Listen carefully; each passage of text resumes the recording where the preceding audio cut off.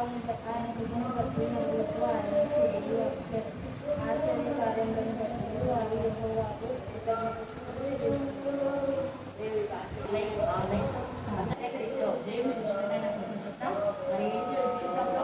దేవుడు చేసినటువంటి మేలుని బట్టి దేవుని స్తుతిస్తున్నాం. ఇక్కడ 107వ కీర్తన 7వ వచనంలో వాడొక నివాసపురం చేరినట్టు ఈయనను ఇక్కడి నుంచి మళ్ళీ వేరే నివాసపురానికి దేవుడు నడిపిస్తున్నాడు. చక్కని త్రోవను ఆయన వారిని నడిపించాడు. వారు అనుకోలేదు, కానీ దేవుడే ఆయన కృపసంత ఎంతో మంది వివాహం కాలేదని వివాహం కోసం ఉపవాస ప్రాంతాలు తల్లులు ఏడుపులు ఎన్ని ఉన్నాయి. కానీ దేవుడు ఆమె అడిగినంత ముందుకే దేవుడి యొక్క కృప చొప్పున వారి యొక్క కృప దయచేస్తున్నాడు, కార్యం చేస్తున్నాడు. అందుకే చక్కని త్రోవను, ఎందుకంటే ఈమె కాబోయేటటువంటి భర్త కాంత్ చాలా సంవత్సరాలుగా కర్ణాపీఠంలో పాటలు పాడి దేవుడి సేవలో మరి సహకరించుకుంటున్నారు. అలాంటి ఒక మంచి వ్యక్తితో ఆమె జీవితం సెట్ చేసినందుకు దేవుడు చూపిస్తున్నాం. అందుకే చక్కని త్రోవను ఆయన వారు నడిపించను. ఆయన కృపను బట్టి నరులకు ఆయన చేయు ఆశ్చర్య కార్యములు బట్టి వారు యెహోవాకు కృతజ్ఞత చెల్లించుగాక. ఏదైనా ఆశగల స్థానంలో ఆయన తృప్తిపరిచున్నాడు. అది ముఖ్యంగా అక్కడికి వెళ్ళే జగస్వరంలో మంచి సంఘం ఉంటుంది. దేవుని ఎప్పుడు చూపించాలి కదా. ఇక్కడ ఎలాగ ఆత్మీయంగా అక్కడ కూడా ఆత్మీయంగా వాక్యంలో ప్రార్థనలో ఎదిగి సంఘంలో లేదా అనేక కుటుంబాలను వాక్యంలో నడిపించాలి. కుటుంబాన్ని దేవుని ఆశీర్వదించుగాక. ఆమె ఆమె ప్రార్థన ఎంతగానో స్తోత్రం చెల్లించుకుంటున్నాం తండ్రి. ప్రత్యేక రీతిలో ఏంజల్లో నాశన ఏసునామం వేస్తున్న పరిశుద్ధ ఆత్మ అద్భుతాలు మీరు ప్రకటించబడి ప్రార్థిస్తాం. లేక మీరు ఇప్పుడే జ్ఞాపకం శుద్ధికరణ దేవుడు ఉన్నారు. జగత్తు నాలుగు వేరే పడకముందే క్రాంతితో ఇప్పుడే మీరు సెట్ చేస్తున్నందుకు సూచిస్తాం. వివాహ కార్యక్రమం మహిమకరంగా ఘనంగా మర్యాదగా పరిశుద్ధంగా జరుగులాగా మీకు మాసాంతాయి ప్రార్థిస్తున్నాం. పెళ్లి కుమార్తెగా దేవ బిడ్డను తయారవుతుండగా పెళ్లి అయిపోయి తిరిగి మనకు కూడా మీ సన్నిధానం తోడుగా ఉంచండి. ఈ కార్యక్రమం అంతట్లో నా తండ్రి మీ యొక్క రక్తంలో తోపించమని ప్రార్థిస్తాం.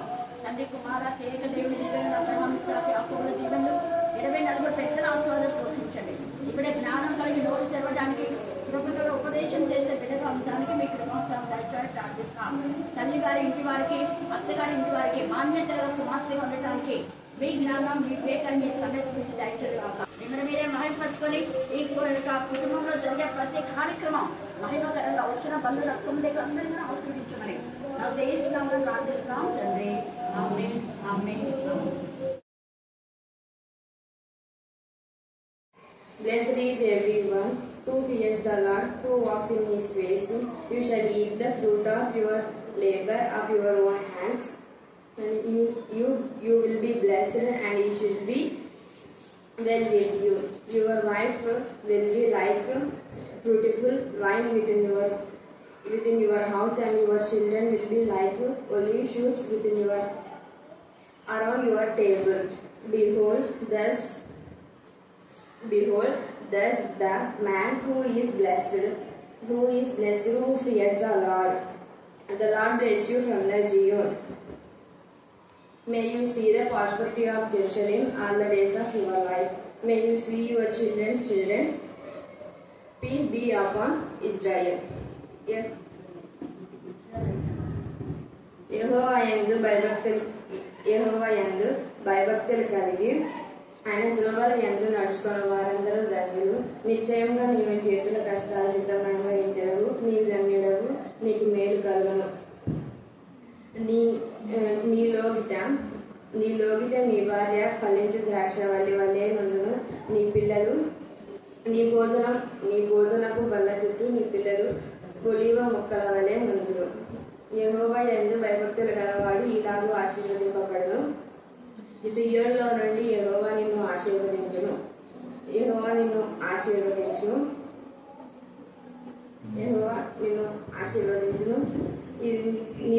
నీ జీవిత కాలం అంతా యెరూషలేము క్షేమము కలుగుట నువ్వు చూసేదవు. నీ పిల్లల పిల్లలు నీవు చూసేదవు. ఇశ్రాయేలు మీద సమాధానం కలుగుగాక.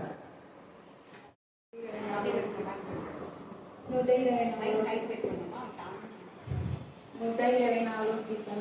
మనుషులు మన మీదికి లేచినప్పుడు యెహోవా మనకు తోడై ఉండని ఎడల, వారి ఆగ్రహం మన మీద రగులుకొనినప్పుడు యెహోవా మనకు తోడై ఉండని ఎడల, వారు ప్రాణములతోనే మనలను మృంగివేయుదురు. జలములు మనలను మృంగివేసి ఉండును. ముంచివేయును. ప్రవాహం వలె ప్రాణముల మీదుగా పొర్లి పారును గాక. ప్రవాహం వలె జలములు ఘోషించుచు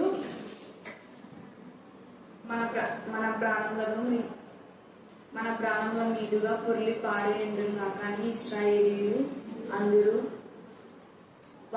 వారి పనులకు వేటగా అప్పగింపని యెహోవా స్తుతింపబడును గాక.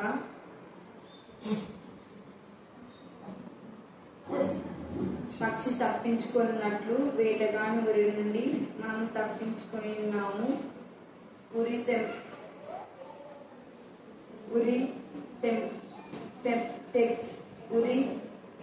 మనం తప్పించుకొని ఉన్నాము.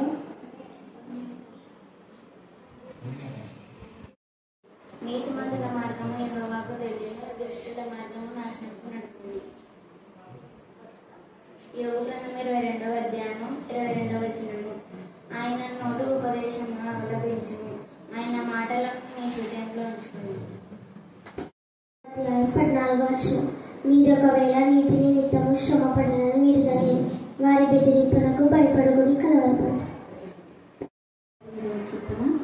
యెహోవా కృప మూడేళ్ళ హెచ్చుగా ఉన్నది, ఆయన విశ్వాసత నిరంతరం నిలుచును. కాబట్టి సమస్త అన్యజనులారా యెహోవాను స్తుతించుడి, సర్వజనులారా ఆయన పుణ్యాన్ని యెహోవాను స్తుతించుడి.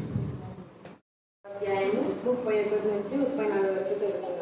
యూదా రాజైన యెహోయాకీను చెరపట్టిన 37వ సంవత్సరమున 12వ నెల 25వ దినమున బబులోను రాజైన ఎవీల్మెరోదకు తన ఏలుబడి యందు మొదటి సంవత్సరమున యూదా రాజైన యెహోయాకీనును దయచూపి బందీ గృహములో నుండి అతని తెప్పించి అతనితో దయగా మాట్లాడి అతనితో కూడా బబులోనులో నుండి రాజు సింహాసనముల కంటే ఎత్తైన సింహాసనము అతనికి నియమించను. మరియు అతడు తన బందీగృహ వస్త్రములు తీసివేసి వేరు వస్త్రములు ధరించుకొని తన జీవిత కాలమంతయు ఎవీల్మెరోదకు సన్నిధిని భోజనం చేయుచూ వచ్చను. మరియు అతడు చనిపోయే వరకు అతడు బ్రతికిన దినములన్నయు దినము అతని పోషణకై బబులోను రాజు చేత భోజన పదార్థములు ఇయ్యబడుచున్నారు. దేవుడి బట్టి నేర్చుకున్నారు. వారు ఏదైతే ఈ రోజు నేర్చుకున్నారో ఆ వాక్యము వారి జీవితంలో స్థిరపడి మంతరి బలపరచబడి వారి కుటుంబంలో నా ప్రభ నచ్చని ప్రతి దుష్ట శక్తులను మారదోలేదిగా ఉండటానికి మీ కృపాసనం దయచేయండి తండ్రి. మీ వాక్కు భూదేశమంతలకి బయట వెళ్ళేదిగా ఉంటాయి. చదవన్న లేఖన భాగం ఆస్వాదించి విరిచి మా అందరి జీవితాల్లో మీరు పరిపరిచమని ప్రార్థిస్తున్నాం. వాక్యంలో వాక్శక్తితో మార్చుతున్న విధానం బట్టి మేము స్తుతిస్తున్నాం. వాక్యం బయట వెళ్ళించినప్పుడే ఆత్మీయ మానసిక శారీరక రుగ్మత నుంచి విడిపించమని ప్రార్థిస్తున్నాం. దేవా శక్తివంతమైన నీ వాక్కును బట్టి తండ్రి మాట ఇచ్చి నెరవేర్చే దేవుడుగా ఉన్నందుకు మేము స్తుతిస్తున్నాం, మాయపరుస్తున్నాం, ఘనపరుస్తున్నాం. మీకే స్తోత్రం, మీకే స్తోత్రం, మీకే స్తోత్రం, మీకే స్తోత్రం, మీకే స్తోత్రం, మీకే స్తోత్రం. అలాగే నా ప్రభ నా తండ్రి ఇంకా రేపటి దినం నుంచి నా ప్రభ ఎవరెవరైతే ఎగ్జామ్ రాయబోతున్నారో వారందరికీ మీ జ్ఞానం వివేకం దయచేది కాక దేవాన్ని కూడా జ్ఞానాత్మక మరి నింపమని ప్రార్థిస్తున్నా. ప్రతి క్వశ్చన్ కు ప్రతి బిడ్డకు రైట్ ఆన్సర్ దయచేయమని ప్రార్థిస్తున్నా. మరి ఆన్సర్ చేయడం మీ సన్నిధిలో ఎత్తిపడుతున్నా. దేవా మీరు ఘనమైన విజయాన్ని ఇచ్చేందుకు నేను సూచిస్తున్నా. కింద కూడా మీరు చేసిన మేళకు ఉపకారం బట్టి నేను స్థుతిస్తున్నా. దేవా మీకు నీకు మహిమకరమైన విధానంలో ఉన్నత స్థాయిలో దేవా బిడ్డను ఎక్కలేనంత ఎత్తైన కొండపైకి మీరు ఎక్కించే దేవుడిగా ఉన్నందుకు నేను స్థుతిస్తున్నా. అలాగే నా ప్రభావండి మెడికో మా ప్రభావం నీట్ ఎగ్జామ్ లో నేర్పబోయే రిజల్ట్స్ బట్టి మేము స్థుతిస్తున్నాం. కుటుంబ జీవితంలో మాత్రమే దేవా మీరు ఇచ్చే మన మెడికల్ సీట్ని బట్టి మీకు వందలు స్థుతులు స్తోత్రం చెల్లిస్తున్నాం. లాంగ్ టర్మ్ వెళ్ళిన బిడ్డను బట్టి కూడా మీ జ్ఞానాత్మక నింపిన దేవ స్తోత్రం. దేవ సహోదరు లక్ష్మి వారి కుమారుడు ప్రశాంత్ విషయంలో మీరు అద్భుతకారం చేసిన దేవ స్తోత్రం. అలాగే వారి కుమార్తె డాక్టర్ మధ్యని మరి కుమార్తెలను అందరే ఇద్దరికి అందరే మీరు చేసిన మేళను బట్టి మేము స్థుతిస్తున్నాం. వారి స్టడీస్ లో మీ జ్ఞానాత్మక నింపుది కాక ఆమెలో ఉన్న ప్రతి మానసిక క్షోభ ఎయిడ్స్ ఆమెను గద్దించి పాత్రలుగా బంధించమని ప్రార్థిస్తున్నాం. ఇంతవరకు అనేక విషయాల్లో మీకు మీరు సహాయకారిగా ఉన్నారు. అలాగే మరి లక్ష్మిని అర్థం దేవా వారి వ్యాపారం మీరు ఆస్వాదించి మీరు చేసిన మేళను బట్టి మేము స్థుతిస్తుంటాం. ప్రార్థించమని అన్ని జనులు అనేక మంది నా ప్రభ తెలియజేస్తుండగా వారందరినీ మీ కరుణాపీఠంలో ఎత్తిపడుతున్నాం. నాయన అంటే ఎబిల్ మెరోదకు గురించి ధ్యానం చేయబోతున్నా. చెర నుంచి విడుదల. చెప్పండి గట్టిగా, మళ్ళీ చెప్పాలి. చెర నుంచి విడుదల గురించి మనం ధ్యానం చేసుకోబోతున్నాం. అయితే చెర అంటే ఏంటి, చెరలోకి ఎవరు వెళ్ళారు, ఎవరు విడుదల చేశారు, ఎవరు విడిపించమన్నారు, ఇవన్నీ ఉంటాయి పాయింట్స్. మనం ఇక్కడ మీరు చదివేటప్పుడు విన్నారు కదా, మరి చెరలో నుంచి ఎవరు విడిపించినారు?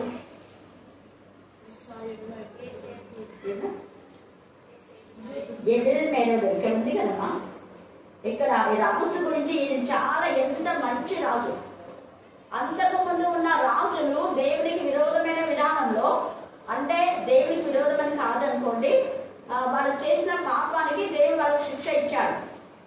ఈ యొక్క ఇశ్రాయేలు గర్వించి అహంకారంలో దేవుని ఆరాధించకుండా, దేవుని మహిమపరచకుండా, దేవుని స్తుతించకుండా ఈ యొక్క లోక సంబంధమైన వాడితో స్నేహం చేసినందుకు, అన్యులతో సహవాసం చేసినందు వలన ఈ యొక్క యెహోయాకీమును సిద్కియాను దేవుడు శిక్షిస్తాడు. వాళ్ళందరూ చెరలోకి తీసుకువెళ్తారు. అయితే చెరలోకి తీసుకువెళ్ళిన తర్వాత ఎంతమంది విడిపించారు అన్నది కంటే, ఇక్కడ ఈ యొక్క ఇర్మియా మనం 52వ అధ్యాయం చివరి మరి వచనాలు మనం ధ్యానం చేసుకుంటున్నాం. ఇక్కడ యూదా రాజైన యెహోయాకీను చెరపట్టబడిన 37వ సంవత్సరమున 12వ నెల 25వ దినమున బబులోను రాజైన ఎబిల్ మెరోదకు తన ఏలుబడి యందు మొదటి సంవత్సరమున యూదా రాజైన యెహోయాకీనునకు దయ చూపి. హల్లెలూయా, హల్లెలూయా. ఎన్ని సంవత్సరాలుగా ఈయన బంధకాల్లో ఉన్నాడు. అయితే ఇర్మియా చెప్పినప్పుడు వెళ్ళలేదు. బంధకంలో ఉన్నప్పుడు, కష్టంలో ఉన్నప్పుడు దేవుని యొక్క ప్రేమ వాళ్ళకి అర్థమైపోయింది. అప్పుడు ఇర్మియా యొక్క విలువైన మాటలు అర్థమైపోయి పశ్చాత్తాపడ్డాడు. చెరలోకి వెళితే గాని వీళ్ళకి పశ్చాత్తాపం రాలేదు. ఇలాంటి కాల సమయమందు చాలా మందికి శిక్ష వస్తే గాని పశ్చాత్తాపం పడదు. శిక్షా ఫలము పొందితే గాని మీరు దుర్బీజులు కానీ సద్బీజులు కాదు అంటాడు. అంటే శిక్షా ఫలము ఒకవేళ పొందకపోతే దేవుని సంతతి కాదు. శిక్షా ఫలం 2 విధాలు. ఒకటి దేవుని చేతనే శిక్షించబడడం, రెండవది పాపముల వలన వచ్చే జీతం ఏంటి, మరణం. పాపముల ద్వారా వచ్చే శిక్ష. ఎవరి పాపం వాళ్ళు పట్టుకోను అని రాయబడింది. దేవుడు తన యొక్క కృప చొప్పున తన ఇష్టానుసారంగా కొంతమంది శిక్ష గురి చేస్తాడు. అలాగే దావీదు కూడా చాలా పరిశుద్ధులకు వెళ్ళాడు. దావీదు అంత ఆధ్యాత్మికంగా పరిశుద్ధాత్మతో శక్తితో నింపబడినా కూడా తల వెంట్రుకల కంటే ఎక్కువ ఎంతమంది ఉన్నారంటే ఆయనకు శక్తి.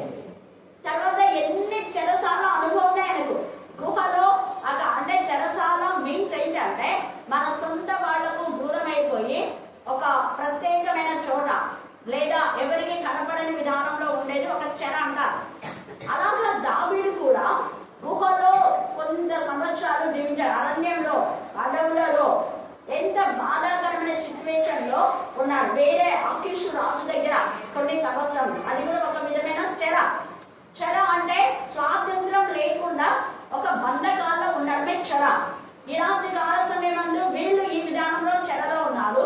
ఒకవేళ మీరు అప్పులనే చెర, ఆర్థిక సమస్యలు, మానసిక వేదన, లేకపోతే చేతి పనులతో చెరలో బంధించబడిన వాళ్ళు, అనారోగ్యంతో, దీర్ఘకాల వ్యాధులతో, ఇంకా కుటుంబ సమస్యలతో ఎన్నో విధాలుగా చెర. ఒకప్పుడు ఈ యొక్క లక్ష్మి ఒక చెరలో ఉండేది. ఏంటంటే పిల్లలు కలదు అందరూ ఆమెను బాధ పెట్టేవాళ్ళు. 3 years వరకు పిల్లలు కాదు. అప్పుడు ఆమె అక్కడి నుంచి ఇక్కడ కూర్చొని దాదాపు 3 times వచ్చింది. ఫ్రైడే వచ్చి ప్రేయర్ చేయించుకొని వెళ్ళింది. ఆమె అద్భుత రీతిగా ఆమె పిల్లల్ని ఇచ్చినారు. కానీ తన ఎంత కృతజ్ఞత తెలుసా, వాళ్ళు వైశ్యులు అయినా కూడా ఎంత ఇదిగా ఫస్టే నాతో ప్రేయర్ పెట్టించింది. ఆ యొక్క బియ్యంలో పేరు రాపించింది. నేను ప్రార్థన చేసుకుంటేనే రాస్తాను.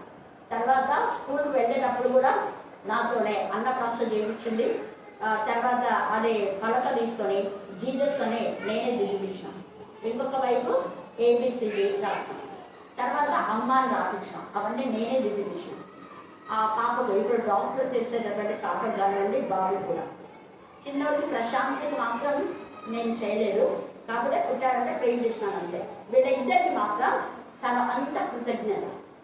ఇప్పుడు ఆమె కొంత బాధలు ఉందండి. చాలా దేవుడు ఒకప్పుడు అంటే మామూలుగా ఉన్నటువంటి ఆమె కొన్ని కోట్లకు అధికారిగా దేవుడు చేశాడు. అద్భుతంగా వాళ్ళ పితరుల ఆస్తి కూడా అనుకొచ్చింది. ఇది కూడా ఒక ప్రాపర్టీ గురించి ప్రేర్ చేయండి. వాళ్ళ పెద్దల ప్రాపర్టీ గుర్రపు శాల, అంటే ఒక 1/2 ఎకరం వరకు గుర్రాలను పెంచాడు తాతయ్య. బళ్ళారికి కొంత ప్రాంతం ఆ ప్లేస్ ఏమేమి వచ్చినా కానీ ఖచ్చితంగా వస్తుందని చెప్పి వచ్చింది. కానీ రిజిస్ట్రేషన్ చేసినప్పుడు కొంత మార్పు ఏదో చేశారు. దానికి ఆమె అలజడి ఉన్నట్టుంది. ఇందాకనే ప్రేర్ చేయమని చెప్పి పంపించింది. అంటే అలాగా ఏదైనా మనకు అనుకున్నది జరగకపోతే మనసంతా కలదగా ఒక చెరలో, అంటే మన యొక్క మానసిక వేదన అనేది ఒక చెర. ఆ మనసులో ప్రశాంతంగా చేయకుండా పెట్టేస్తున్నారు. ఇక్కడ ఈ యెహోయాకీం ఎప్పుడైతే చెరలోకి చెరపట్టబడ్డాడో బాగా పశ్చాత్తాపడ్డాడు. సిద్కియా కూడా పశ్చాత్తాపడ్డాడు. కన్నులు ఊడదీయబడిన తర్వాత పశ్చాత్తాపడి ఇర్మియా విషయంలో సాఫ్ట్గా మాట్లాడతారు దైవజనుని. అప్పుడు ఎంతగా ఇర్మియా పైన కోపగించుకున్నాడో అప్పుడు ఆయన తలలో దేవుడు ఈట దూరేలా చేశాడు. వాక్యంలో అది రాయబడింది. మనం చూస్తే హబక్కూకు 3వ అధ్యాయంలో ఆ మాట, అంటే దేవుని పిల్లల్ని ఎవరైనా బాధ పెడితే వాళ్ళ తలలో ఈటలు పొడిచినలాగా ఉంటది, వాళ్ళ గుండె పంచేలాగా బాధ ఉంటది, వాళ్ళ ఇళ్ళలో ఎంత మాత్రం కూడా నెమ్మది ఉండదు. ఇవన్నీ ఎందుకు జరుగుతాయంటే దేవుని పిల్లలకు వ్యతిరేకంగా, దేవునికి వ్యతిరేకంగా ఏ కార్యం చేసినా వాళ్ళ ఇళ్ళలో పీస్ ఆఫ్ మైండ్ ఉండదు. చూడండి హబక్కూకు 3వ అధ్యాయం 13వ వచనం చదవండి. ఒక్క చదవడము గట్టిగా చదవండి. నీ జనులను రక్షించుటకు నీవు బయలుదేరుచున్నావు. నీవు నియమించిన అభిషిక్తుని రక్షించుటకు బయలుదేరుచున్నావు. ఏమా దుష్టుల కుటుంబీకులలో ప్రధానం ఒకడు ఉండకుండా వారి తలను అండర్లైన్ చేసుకోండి. దుష్టుల కుటుంబీకులలో అంటే దేవుని పిల్లలను బాధ పెట్టిన వాళ్ళ యొక్క కుటుంబీకులలో ఒక్కరు ఉండకుండా వాళ్ళ తలను ఖండించి అండర్లైన్ చేసుకోండి. తలను ఖండించి మెడను ఖండించి వారి నిర్మూలం చేయించున్నావు.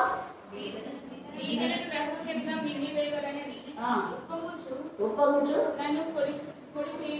నన్ను పొడి చేయుటకై తుఫాను వలె వచ్చు యోధుల అది కూడా అండర్లైన్ చేసుకోండి. తుఫాను వలె వచ్చు యోధుల తలలో, అంటే మేము పెద్ద బలం ఉంది, బలగం ఉంది, మేమంతా ఆ పెద్దలం ఈ పెద్దలం మాకంతా అథారిటీ ఉందని కొంతమంది పెద్దలు కొంతమంది అధికారాన్ని ఆశ్రయం చేసుకొని దేవుని వాక్యానికి ఏదైనా మాట్లాడితే వాళ్ళ యోధుల తలలో ఈటని తుంచుతా అంట దేవుడు.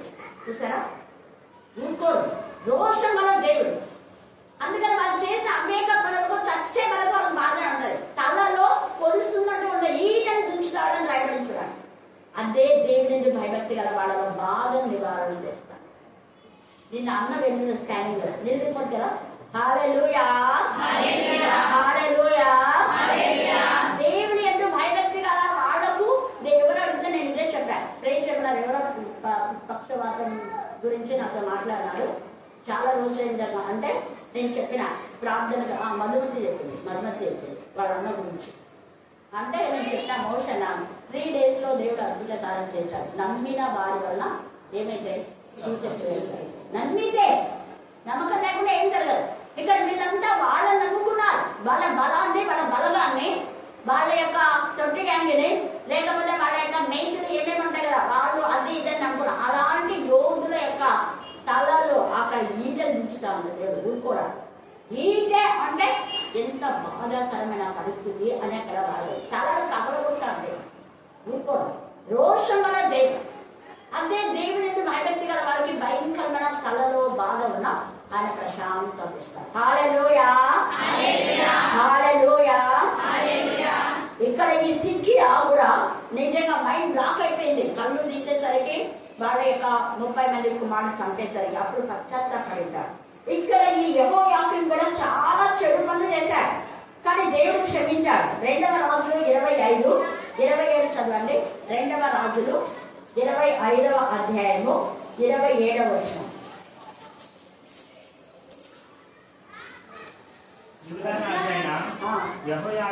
యెహోయాకీను చెరలో ఉంచబడిన 37వ సంవత్సరమున 12వ నెల 27వ దినమున బబులోను రాజైన ఎవిల్మెరోదకు తాను ఏలనారంభించిన సంవత్సరమందు మొదటి సంవత్సరమే అక్కడ కూడా రాస్తున్నాడు. అక్కడ ప్రవచనము ఇక్కడ నెరవేర్చబడుతుంది. ఇర్మియా చెప్తాడు, తర్వాత దేవుడు పశ్చాత్తాపడితే దేవుడు మరలా చెర నుంచి రప్పిస్తాడని యెహోయాకీను ప్రవచనం. వాళ్ళ యెహోయాకీను ఎలా నడిచాడో అలాగనే యెహోయాకీను కూడా దేవునికి విరోధంగా దుర్మార్గ పనులు చేస్తాడు, చాలా చెడు పనులు చేస్తాడు. అందుకని చెరలోకి వెళ్ళిపోతాడు. ప్రవచనం అది. పైగా వీళ్ళకి మాకు బలం బలగా ఉందని చెప్పేసి ఈ యొక్క నెక్కల రాజు పైకి వాళ్ళు వెళ్తారు.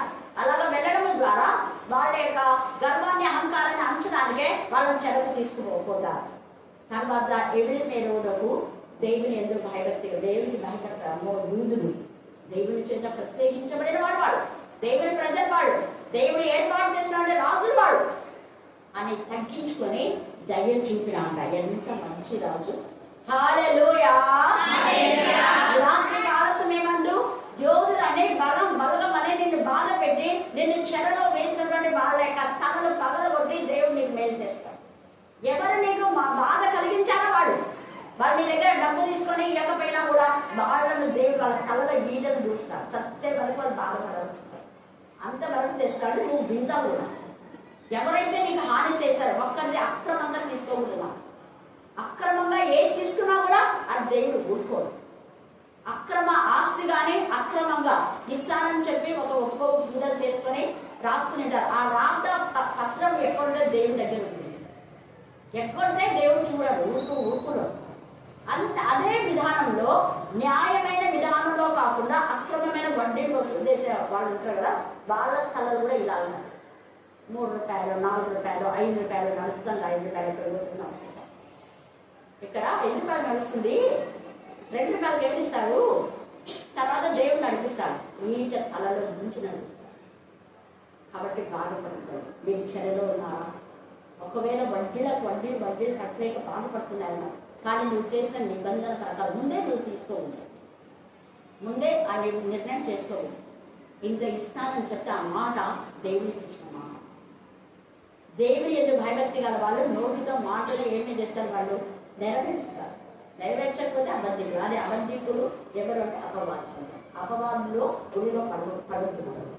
ఇక్కడ యెహోయాకీమైతే తన పాపాలన్నింటినీ ఒప్పేసుకున్నాడు కాబట్టి ఎవిల్మెరోదకు దయ కలుగజేస్తున్నాడు. అలాగే ఇశ్రాయేలీయులు కూడా కొన్ని సంవత్సరాలుగా ఐగుప్తు చెరలో ఉన్నారు. ఐగుప్తు చెరలో ఉన్నప్పుడు వాళ్ళు పశ్చాత్తాపడి మొదలుపెట్టినప్పుడు దేవుడు ఎంత రోషం వాళ్ళ తండ్రి. ఐగుప్తులేగా ఫరో వాళ్ళ తలను పగలగొట్టేసి ఇంకొకటి చేశాడు. వీళ్ళ ప్రాపర్టీని వాళ్ళు లాగేసుకున్నారు. అన్యాయంగా వీళ్ళతో అక్రమమైన విధానంలో అన్యాయంగా వీళ్ళతో పని చేయించినారు. వాళ్ళకున్న ప్రాపర్టీ అంతా వీళ్ళదే. అందుకనే దేవుడు ఏమంటా అంటే మీరు ఐగుప్తీయులను ఒలిచేసుకోండి అంటాడు. ఏం చేయాలంటే ఐగుప్తులను అంటే ఏంటి, ఒలిచేసుకోండి అంటాడు. ఏంటి ఒలుచుకోవాలి చెప్పాలా? ఏమి ఇంత సింపుల్ వర్డ్ నేను యూజ్ చేస్తుంటే ఒలిచేసుకోండి అంటున్నారు. నీ ఒళ్ళులో ఉన్నదంతా ఒలిచి అంటారు కదా దొంగలు, అంటారా లేదా? దొంగలు ఏమంటారు, నీ ఒంటి మీద ఇవన్నీ ఒలిచేసి అంటారు కదా. అది ఆ తెలుగు పదమేది, తెలుగులో రాయబడినట్టు పదమేది. దోచుకోవడం ఒలిచింగు అని అంటున్నారు అన్నమాట. అలాగా మీరు వెళ్ళి ప్రతి ఇంటికి వెళ్ళి ఐగుప్తుని ఇంటికి వెళ్ళి వాళ్ళకున్నటువంటి ఆర్నమెంట్స్ అన్ని తీసేసుకోండి అంటారు. వాళ్ళకున్న ఆర్నమెంట్స్ అన్ని, ఆ నగలు, ఆ యొక్క హారాలు, చంద్రవంకలు, తర్వాత ముక్కు కమ్ములు ఏమేమో చాలా ఉన్నాయి. బంగారు ఆభరణాలన్నీ దోచేసుకున్నారు. దోచుకోండి వంచుకోండి అంటారు. వాళ్ళు కూడా ఏమన్నారు, కమ్మలు బాగుంది ఇచ్చేవాళ్ళ ఇచ్చేస్తున్నారు, ఇది హారం బాగుందని తీసుకో. దేవుడు వాళ్ళకి బుద్ధి పుట్టిస్తా అన్నారు. వీళ్ళు వెళ్ళిపోయిన తర్వాత అయ్యో ఏంటి నా మధ్య ఏమి అంటే అప్పటికి దేవుడే వాళ్ళకి బుద్ధి పుట్టింది. ఎందుకంటే అది వాళ్ళదే. వీళ్ళ కష్టాలు దోచుకున్నారు. ఇది ఐగుప్తే. ఇశ్రాయేలులు అయితే దేవుడు ప్రేమతో వెండి బంగారంలో వాళ్ళు సర్వ సమృద్ధిలో వాళ్ళు నడిపిస్తే, వాళ్ళు అహంకారులు అయితే ఆ వెండి బంగారం దేవతగా చేసుకున్నందుకు దేవుడు క్షమించి అప్పుడు ఆ ఉగ్రత కృప చేసి మళ్ళా క్షమించి అప్పుడు ఏమంటా అంటే ఇక మీద మీరెవ్వరు ఆర్నమెంట్ చేసుకోవద్దండి అంటారు. ఇక మంచిదే, దాన్ని కాల్చొచ్చు, కానీ దూడం చేసి పూజించడం తప్పు. అహరోను యొక్క ఉద్దేశం ఏంటంటే అక్కడ వీళ్ళకున్న కమ్మలు అవన్నీ దేవతల యొక్క రూపాల్లో ఉన్నాయి. మనం కూడా లక్ష్మీహారం అంట డీజే అంటుంటాం కదా, అట్లా ఆ దేవతల రూపాల్లో రింగులు, పాము యొక్క ఉంగరాలు ఇలాగ ఉన్నాయి. కాబట్టి వాటిని కాల్చమని మంచి ఆలోచన వచ్చింది, మంచిదే, కానీ దాన్ని దూరం తయారు చేస్తే మళ్ళీ ఇంకా ఇదే దేవుడు అని తప్పు. అందుకని అహరోను దేవుడు కలిసి వచ్చింది.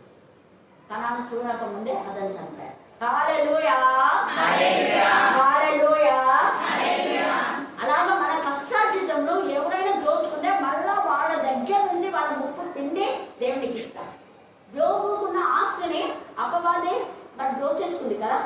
యోగు ఒక విధానంలో చెరను అనుభవిస్తున్నాడు బాధగా ఒంటరిగా, కానీ దేవుడు మళ్ళా ఆయన ఎంత అపవాది తీసుకుపోయిందో రెండంతలు దేవుడు ఇచ్చాడు. ఈ రాత్రి నీ దగ్గర నుంచి అక్రమంగా ఎవరు తీసుకువెళ్ళా రెండంతలు దేవుడు నీకు తిరిగిస్తాడు. ఆయన సర్వశక్తివంతుడు. అందుకని ఇక్కడ ఎబెల్మెరోలుకు దేవుడు మంచి మనసు ఇచ్చాడు. ఈ యొక్క ఆ సమయంలో ఎందుకు మంచి మనసు దేవుడు ఇచ్చాడు అంటే యెహోయాకీను తన తప్పిదాలు ఒప్పుకుంటున్నాడు, తప్పుకోలే. అందుకే నేను చాలా మంది సాక్ష్యం చెప్పంటే సాక్ష్యం చెప్పడానికి మళ్ళీ మనకు అదే రోగాలు రిపీట్ అవుతున్నాయి. సేమ్ ఈరోజు మధ్య అదే నాకు ఫోన్ చేసి చెప్పింది, అక్క పరిస్థితి ఇలా ఉందంటే మిమ్మల్ని చేసిన వెళ్ళిన ఎందుకు అప్పుడు ఎప్పుడు చెప్పేస్తాను, పాపం మీ మధ్య రావట్లేదు. నేను చెప్పిన అప్పుడు వచ్చి సాక్ష్యం చెప్పి వెళ్దామా అనుకుంటుంది. వాళ్ళందరూ బాగాలేదు, మీరు కూడా ప్రేమ పెట్టాను. ఎందుకు నేను చెప్తున్నా అంటే మనం దేవుడికి సాక్షిగా ఉండాలి. తర్వాత పశ్చాత్తాపడాలి. చేసిన తప్పిదాలు ఎప్పుడూ మనం దాచిపెట్టాలి. దేవునికి విడుదల చేసిన వాళ్ళు ఒప్పుకున్నందుకే యెహోయాకు చెర నుంచి విడుదల ఇచ్చి ఆ ఎబెల్మెరోలుకు మంచి మనసిచ్చి దయ చూపి నీ పట్ల ఇతరులకు దయ చూపి, అయ్యో ఇది వాళ్ళని కదా వాళ్ళని తీసుకునే అక్రమంగా బాబోయ్ దేవుడి యొక్క ఉగ్రత వస్తుంది. దేవుని రాజ్యంలో చేరాలంటే అన్యాయం చేయకూడదు. అన్యాయస్తులు దేవుని రాజ్య వారసులు కాదు.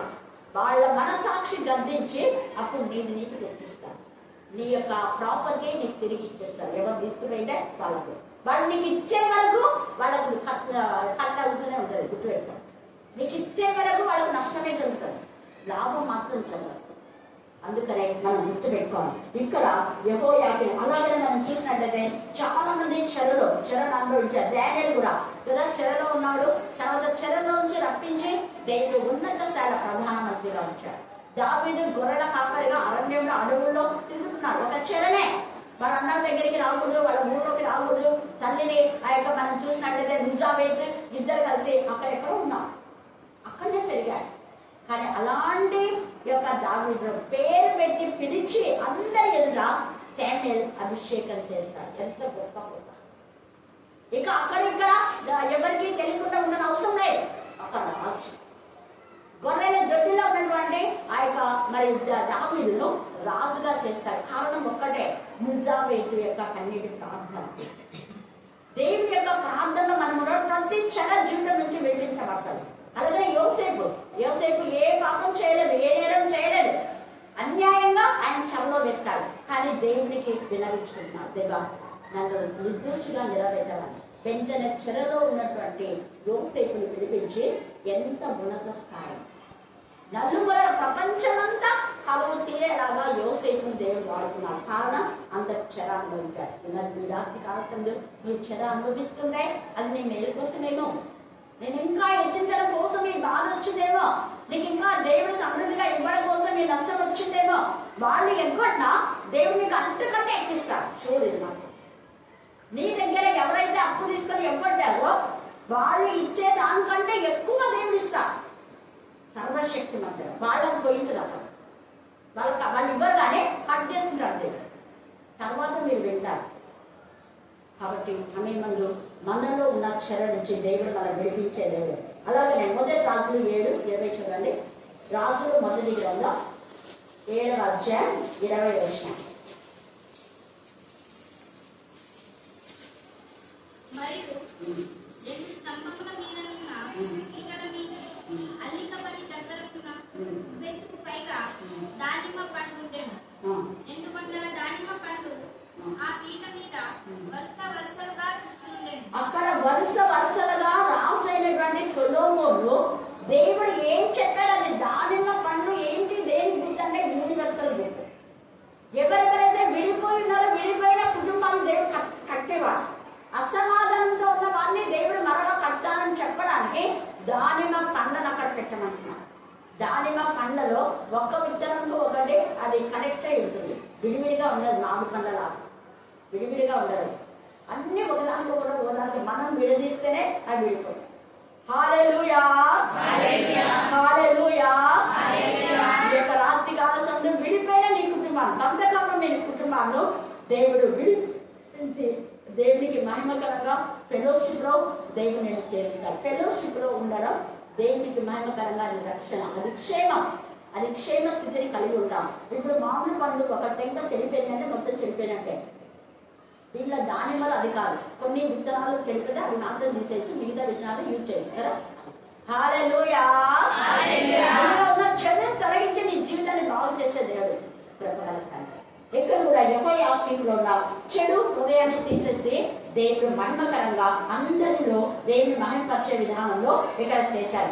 అలాగా ఎస్తేరు తర్వాత మొద్దకై వీళ్ళతో కొంతకాలం ఉన్నారు, దాని తర్వాత దేవుడు ఉన్నత స్థాయిలో మనం ఎస్తేరు 10వ అధ్యాయం చూస్తే అక్కడ మొద్దకై గేట్ కీపర్ ఉన్న మొద్దకై ప్రధానం, అందరి క్షేమాన్ని చూసేటటువంటి వాడు, అందరికి అనుకూలంగా దేవుడు చేస్తారు. చెరలో నుంచి విడిపించి దేవుడు ఉన్నత స్థాయిలో తీసుకొని వస్తున్నాడు.